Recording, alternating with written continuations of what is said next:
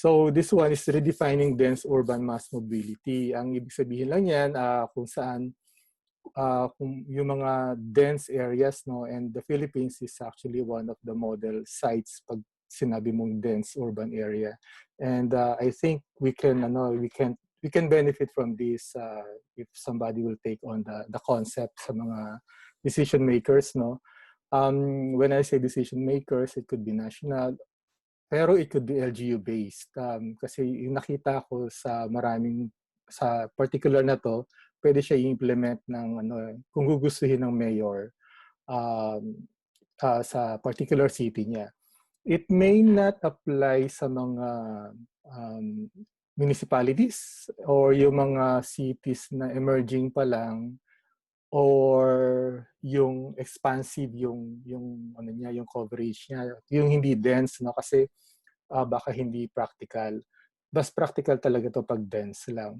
Pero yung the concept, maybe pwede mo i-take away yung concept, and then makikita mo probably in 10 years from now, maranasan nung site yung usual trajectory ng isang ng emerging urban area. So baka pwede nyo i-apply sa particular sites nyo.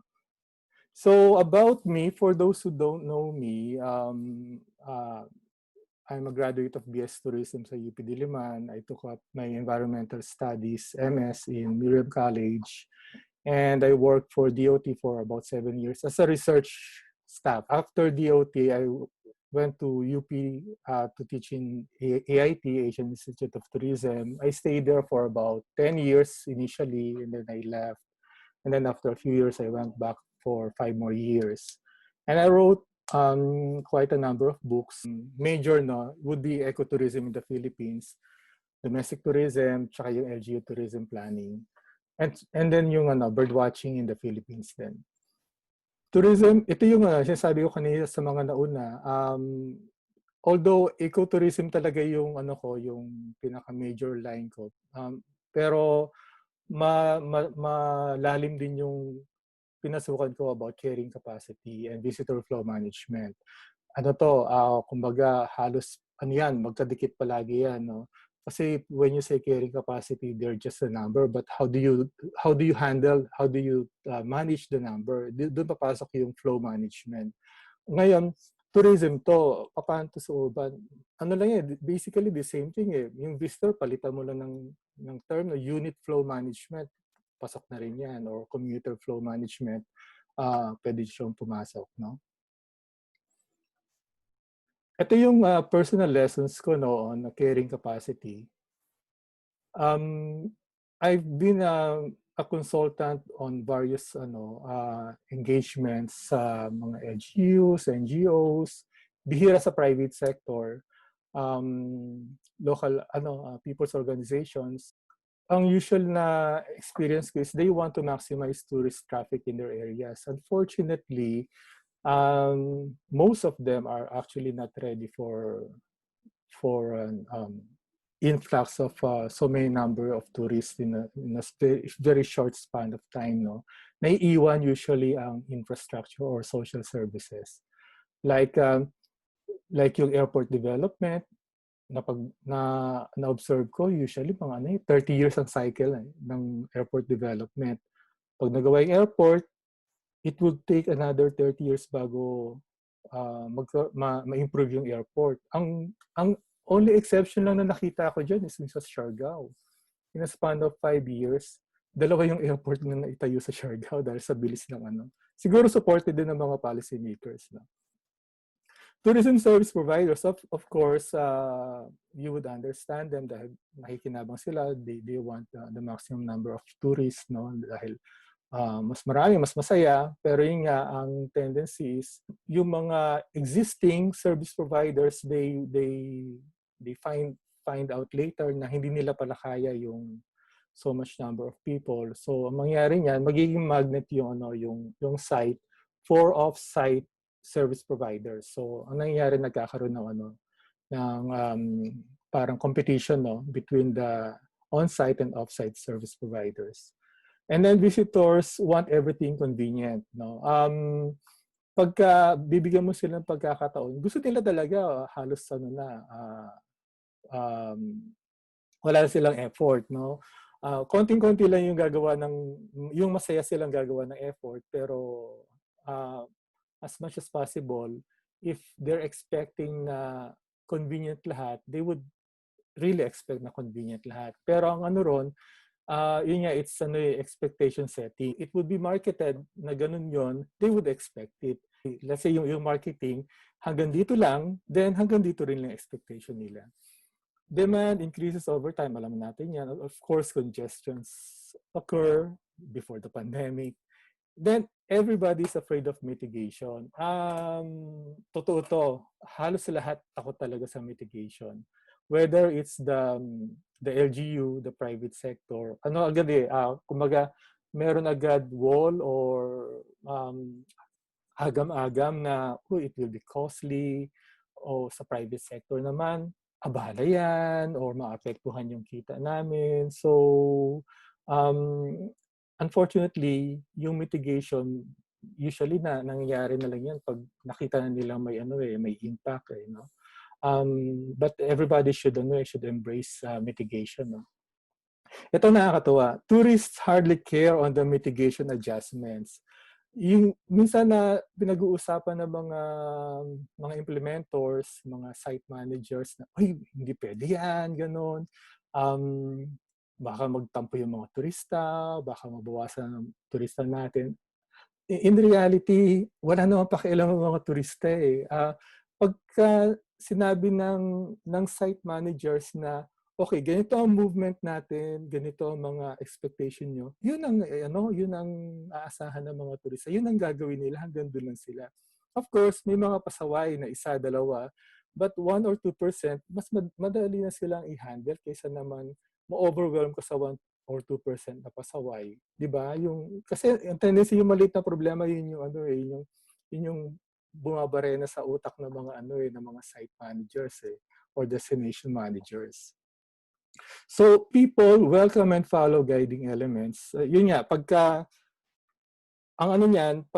may bundok ka at walang trail, ang tendency kung 10 silang kanya-kanyang apak sa trail. Pero kung may trail na isa-isa silang dadaan sa trail na yon. So they will follow the guiding elements as long as they're there, as long as it's provided, no.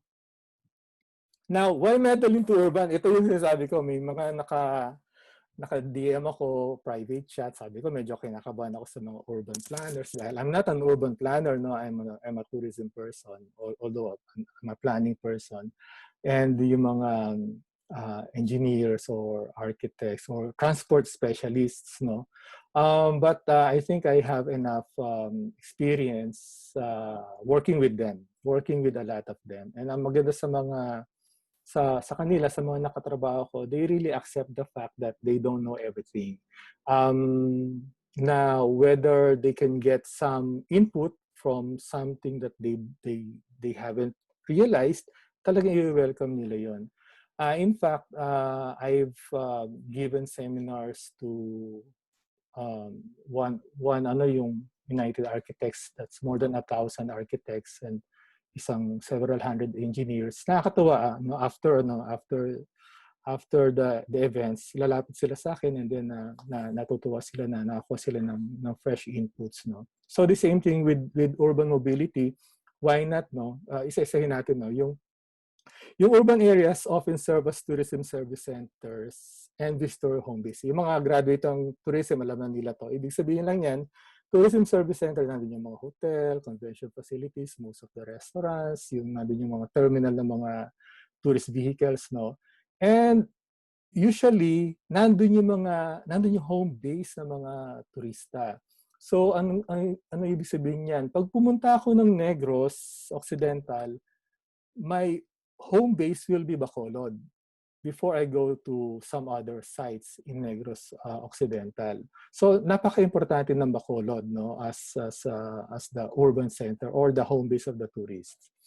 So yung second, yung urban areas serve as the anchor. Ang ibig sabihin yan, a lot of my experiences will be about the my home base. Ang ano niyan, if I went to Thailand and then you ask me about Thailand, ang una kong usually ikukwento sa iyo is about Bangkok. Not much about Pattaya agad or yung ibang sites within Thailand. Bangkok talaga ang so yung since home base niya yon, whether nag-enjoy siya sa pagkain, sa city life, sa amenities, malaki yung malaking contribution ng urban area as a tourist home base. So nakadikit yun yung pangatlo. Good tourist experiences in urban areas often result from increased quality of the destination. Mas maraming amenities, mas gumaganda yung experience ng turista. Tourists and expats, yan, usually nasa 10% yan, no? Nilagay ko lang probably para medyo safe ako, no? Pero usually talaga nasa 10% pag medium destination. Minsan, umabot ng 30% pero masyado nang mataas yung 30%. Unless talagang tourist, yung economy mo sa tourism, no? Developing tourist, ito na nakakatawa yung next, no? Developing tourist destinations and enhancing tourist infrastructure actually benefit more the local population. Kasi pag naglagay ka ng road, ang gagamit nun the whole year would be the locals. Yung turista, nandun na siya mga 2-3 days lang and then naalis na siya. So the real benefit of tourism development really is for the local population. As long as mapakinabangan din nila yung mga services na yun and amenities.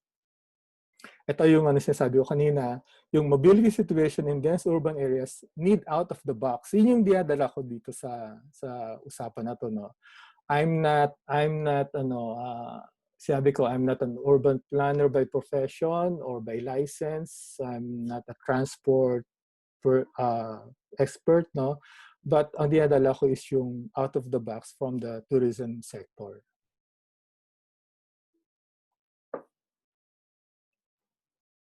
Now, let's look at this, no.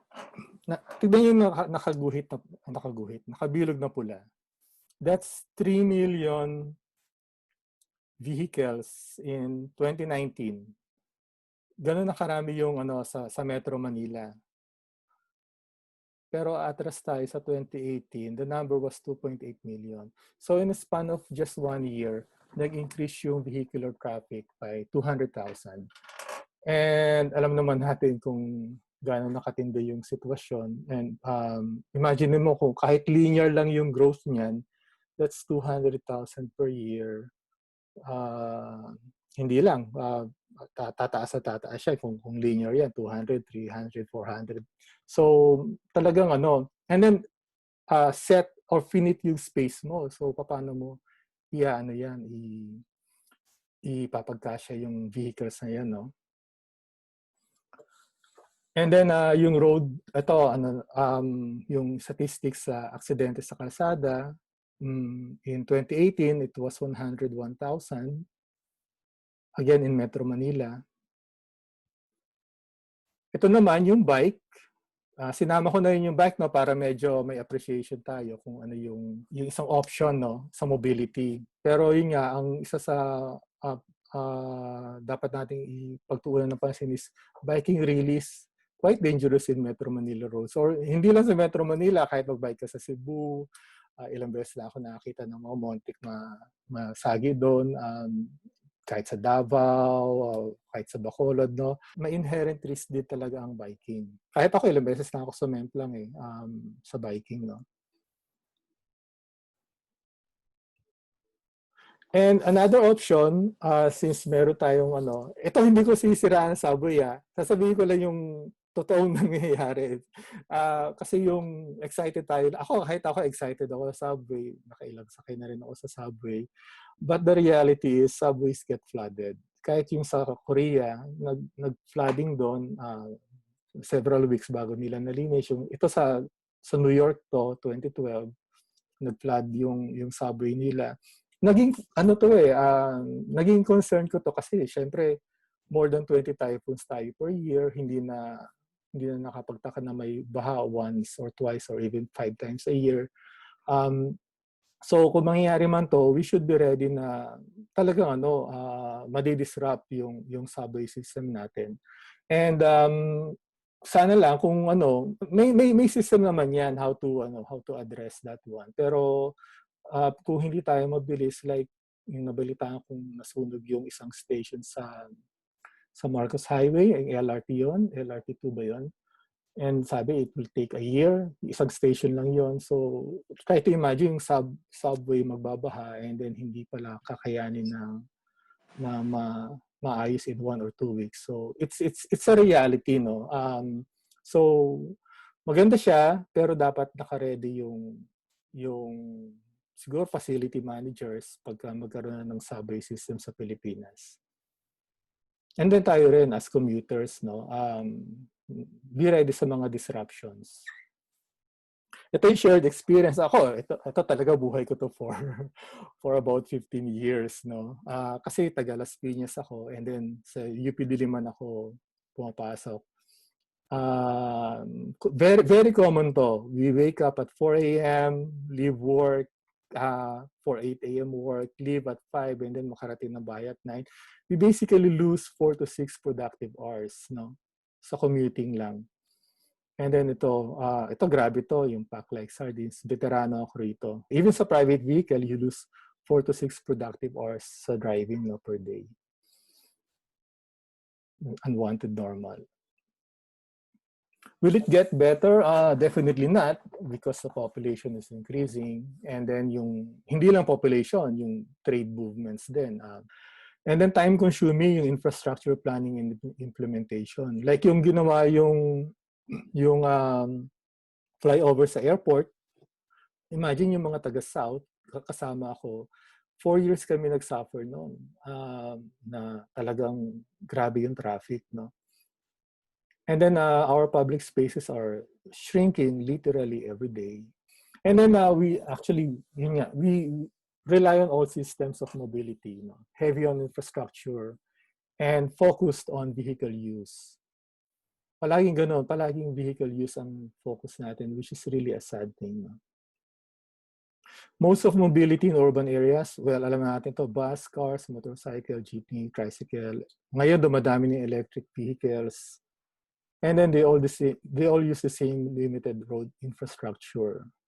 So try to imagine yan. Talaga lang muna, patsi-patsi lang muna yung solusyon natin. Dahil parang it's either A or B ang nangyayari, no? You can only cut a cake to a maximum number of portions, no, para mapakinabangan ng lahat at walang ma-disadvantage. Unfortunately, hanggang doon lang talaga ang pwedeng mabigyan ng share ng cake na yon. Now, this is what I'm talking about actually. Redefining urban mobility is actually walking. So, iba sa inyo ma-disappoint. Alam na namin yan. But the reality is, it's so obvious that we tend to overlook it, no? Nakakalimutan natin na yung totoong value ng walking as our urban mobility thing. Now, should walking be a major mode of mobility? Yes, di ba? Lahat tayo naglalakad, pero hanggang saan lang, no? Maraming issues. Will people and policymakers welcome it? Not yet. Hindi pa ngayon. Even if I talk with some policymakers, bring up yung walking, talagang ang pananaw nila is vehicle-based pa rin ang mobility. Now, how can walking be a major mobility choice? Dito papasok yung mundo ng tourism. Imagine niyo yan, one is we create a convenient and pleasant commuting experience. 'Di ba? Yan, napaka-basic yan sa tourism. Minsan may mga site na kung hindi minarket sa iyo or wala kang expectation, may kita mo site, lang siya, parang wala, napaka-mediocre niya. Pero konting dagdag lang ng facility, ng amenity, then it will become inconvenient, yung maalwan na na experience, no?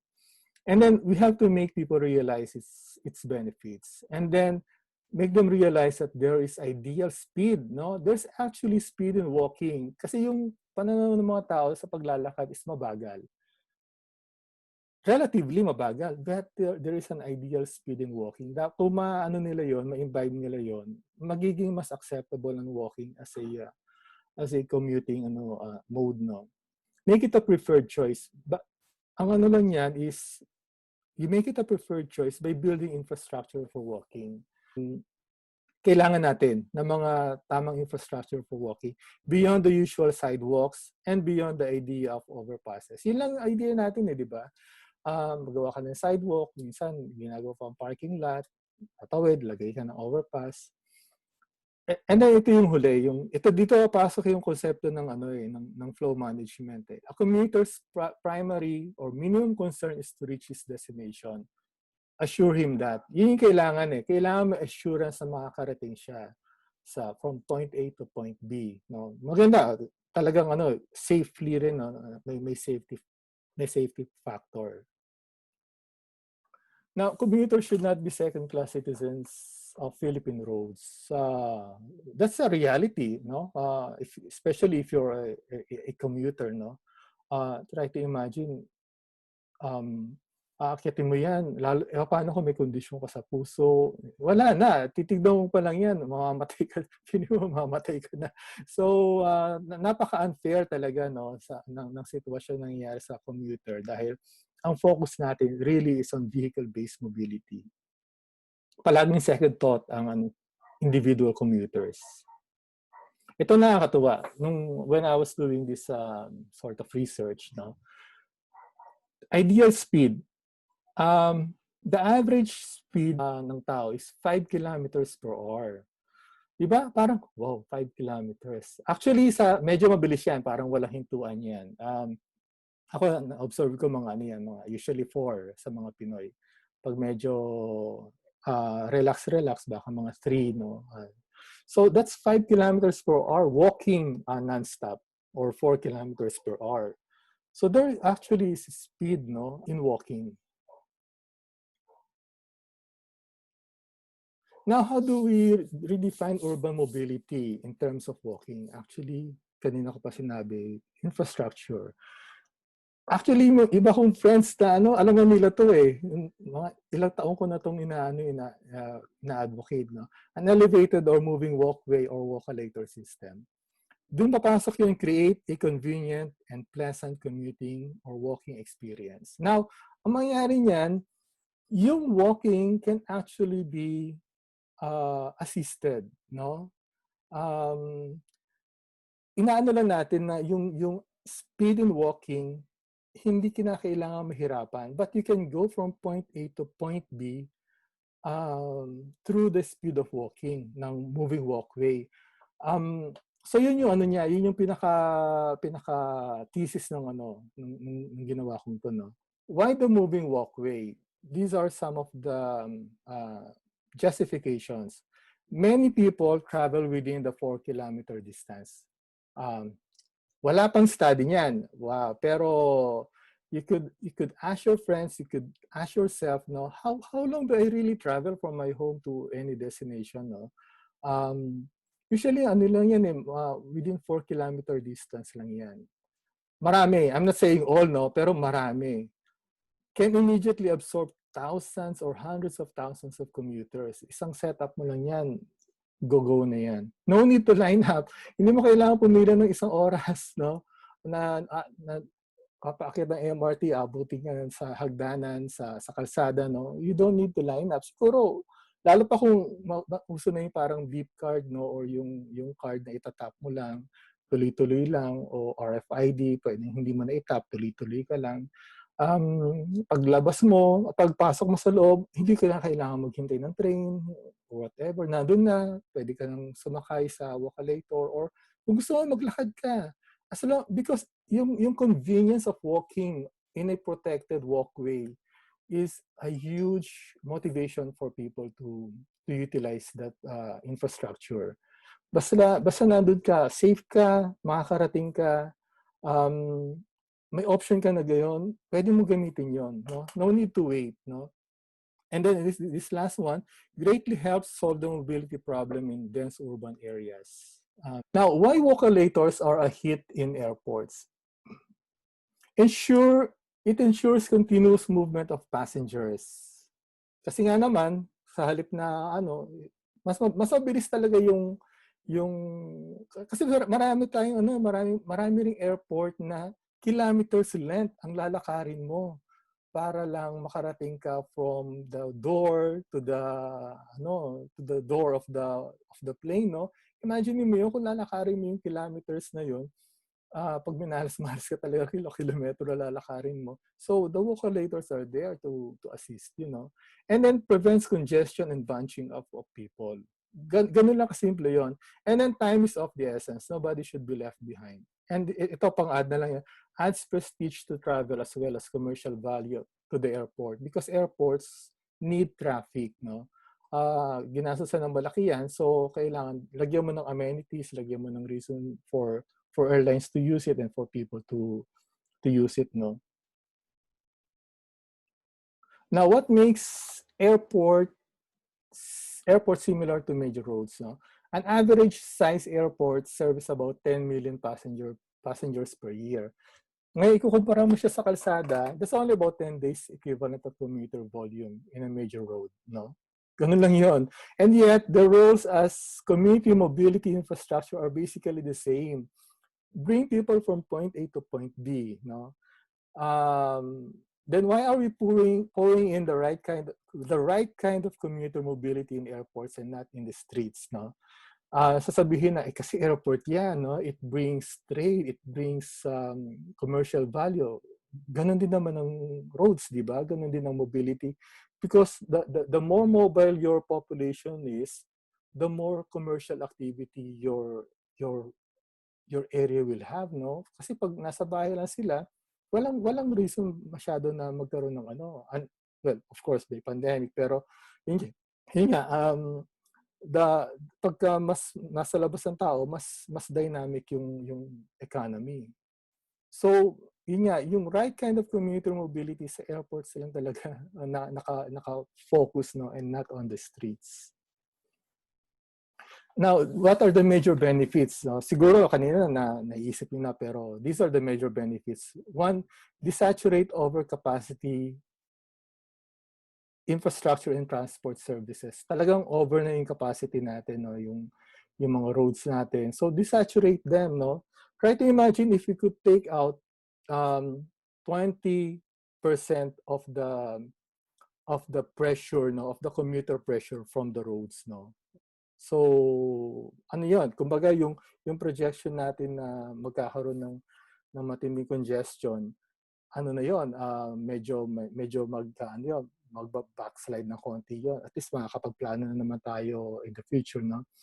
Ito kanina ko pa sinabi, can accommodate hundreds of thousands, no? Bring people from point A. Ito nakakatuwa. If a person prefers to walk on a moving walkway, his speed can increase to 10 kilometers per hour. Try to imagine that, no? 10 kilometers. Pero kung Pinoy ka, pwedeng 8 kilometers lang yan. Habang Madre Walkway, naglalakad ka, no? Zero accidents. Saka nakakita ng mobility solution na literally zero accident. Freak accident lang yung may maipit, ganun. That would be 1 in 2 million probably na probability. Pero literally, people are assured na walang mamamatay, walang masasaktan, walang ma-accident, no? Low maintenance. You don't need to spend. In fact, if an LGU wants to implement its own, palagi ko kakayanin niya dahil una-una low yung investment and then low yung maintenance, no. Kung gusto mo nga pwede pang solar powered yung yung walkalator para kahit may blackout they can still operate, no. And then can still operate during pandemic, no. Basically, definitely kayang-kaya yung social distancing. Sabihin na, okay, 2 meters, tuloy-tuloy lang naman yun eh. Yun ang maganda sa sa flow management eh. Virtually zero bottlenecks. Other surprising, it will free up existing roads Ito, which will allow vehicles to move freely and faster. Try to imagine, sasabihin mo, hindi ko, wala akong pakialam sa moving walkway na yan. I will use my own car.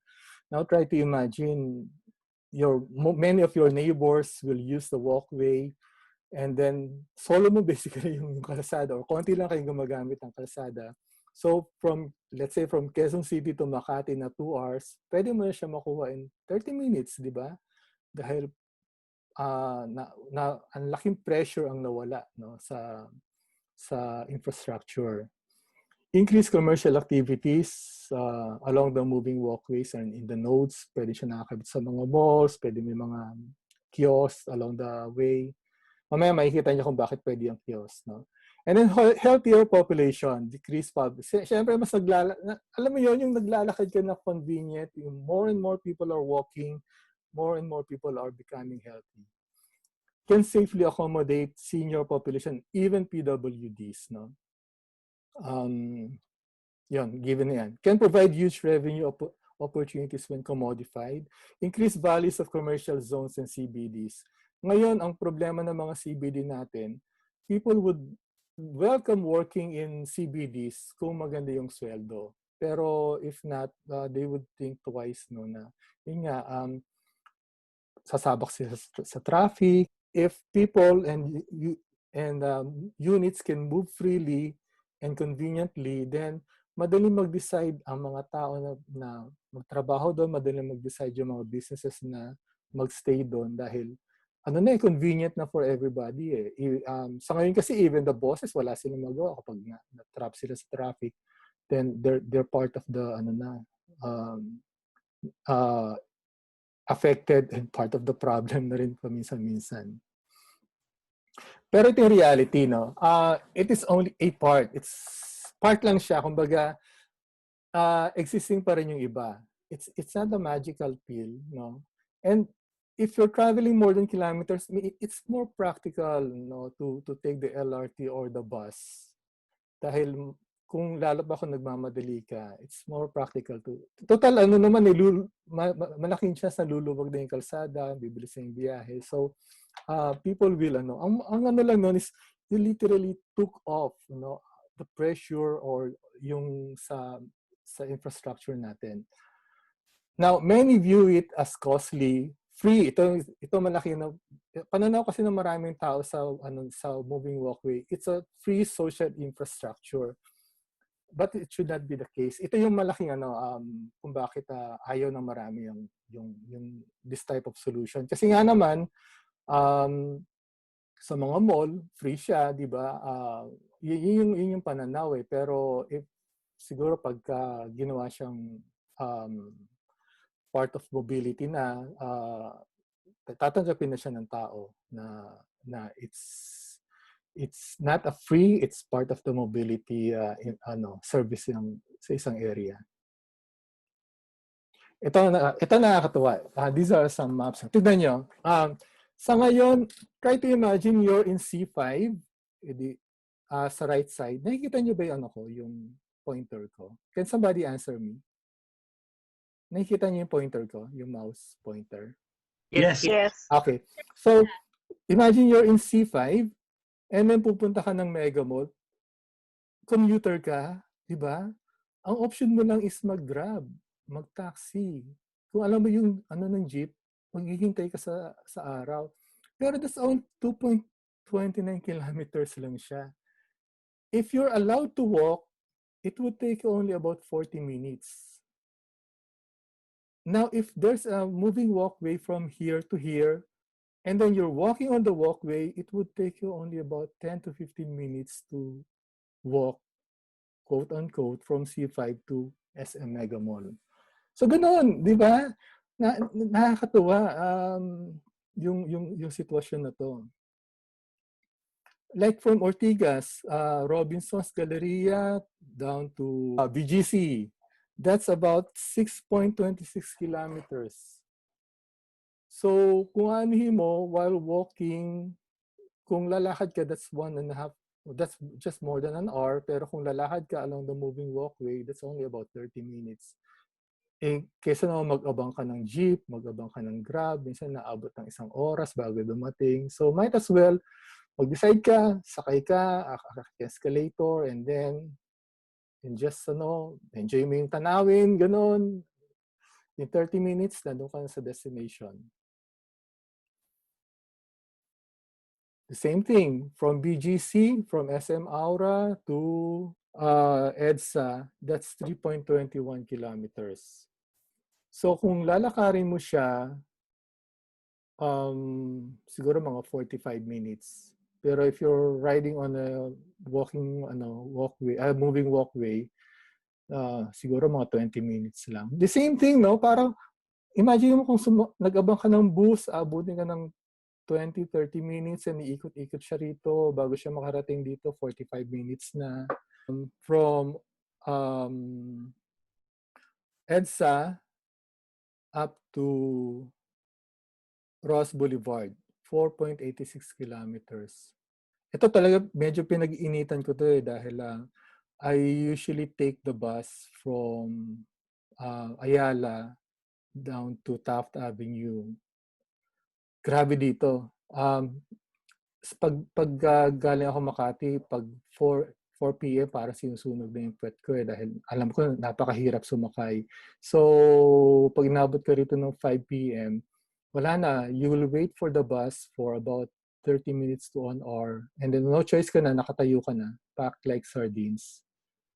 So, try to imagine, no, kung meron nun, 4.86 kilometers, 20 minutes, no? Kung mabagal ka maglakad, siguro, kung ayaw mo maglakad, almost an hour. Now, EDSA, at first glance, hindi practical ang EDSA because meron ng LRT, MRT, and then marami ng bus. Pero alam naman natin kung gaano ka-classic yung case ng EDSA. That's 23.85 kilometers. Ito yung sabi ko na not everybody will ride from Caloocan up to MOA and take that 23 kilometers trip, no? Marami dyan, manggagaling ng Project 7, papuntang Cubao. Galing ng Cubao, papuntang Ortigas, papuntang Mega Mall. So that's only about 4 to 6 kilometers. So, sa ngayon, EDSA may not seem, pero maganda siyang case magandang case study, no? Kung how we compare speed and probably introducing this kind of concept sa infra like EDSA. Now, long walkways are already existing. Sino nakagamit nito? May nakagamit na ba nito? Link between LRT and MRT. That's about almost 300 meters.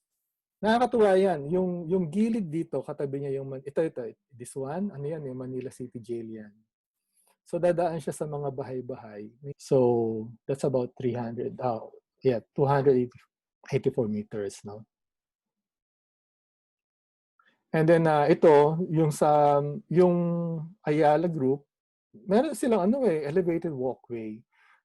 Tingin ako sa map, I'm not sure kung mag-extend pa rito, no? Ito lang yung nakita ko personally.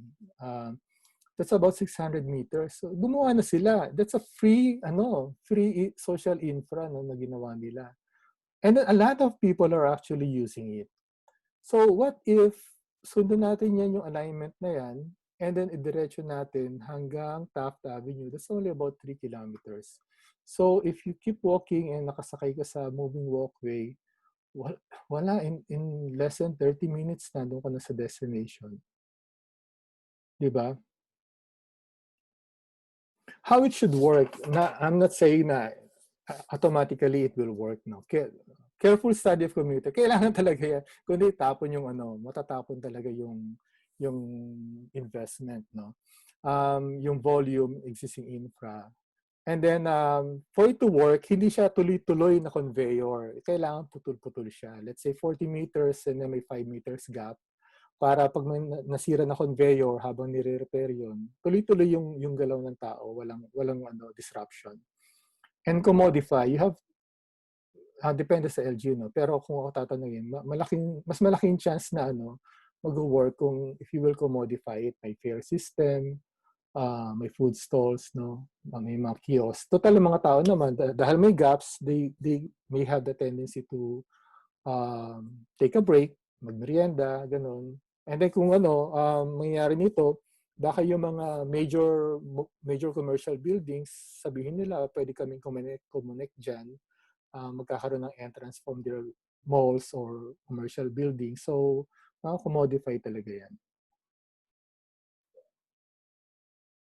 Now, may yan usually may ibang stakeholders, no? Yung jeepney and bus operators. Dito ko rin pinapasok yung experience ko.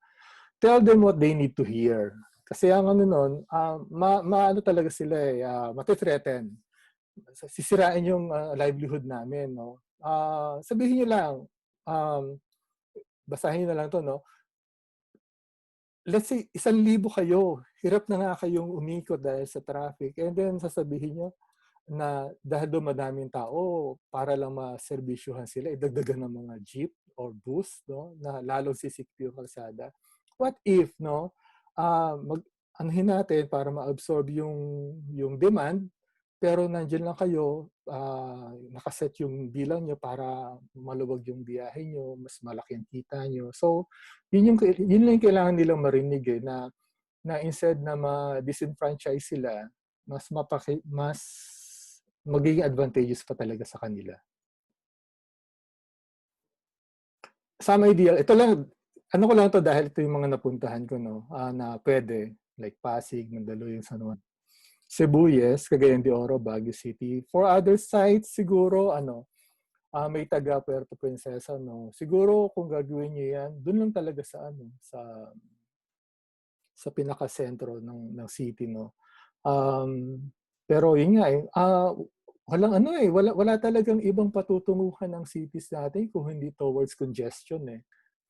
Like, in 1990s, tambay ako sa Puerto Princesa, eh. The only vehicles there were, tricycles. Pero ngayon, grabe, lahat ng klase sasakyan nasa Puerto Princesa. So, papunta talaga doon, eh. We have to accept that fact, eh, na we have to be ready for that kind of future, no. Now, can the concept of assisted walking be applied to other sites? No, if the fare, yun nga, pag priority nila ang commodification, ano talaga yan? It may not work, no. Sa Las Piñas, sinubukan yan, eh, yung dating mayor, yung ibang overpass nilagyan ng escalator, no. Walang yun, eh, walang, talagang lang siya, service lang siya. After a few years, wala rin. Tinanggal din nila yung escalator na yun. So, yes, if we change the paradigm from traffic management to mobility management, ang laking difference niyan. Kasi pag traffic, vehicle-centric ka, eh. Pero pag mobility, agad, eh. Tao talaga yung ang consideration mo, eh. Treat people as equal to vehicles in terms of moving units, no? So, it's not only the vehicle. Talagang moving unit din naman talagang tao, eh. They bring commercial, dissipation, eh, or yung commercial redistribution, no? Hindi lang yung mga vehicles, no? And then, if the LGU has the foresight and will, no? Kaya niyang gawin, eh. Dahil hindi massive yung investment, actually, eh. Para ka lang magtatayo ng ng walkway na lalagyan mo ng yun nga, parang escalator. Pero yun nga, pwedeng magkaroon ng return on investment, no, instead of the usual walkway or overpass.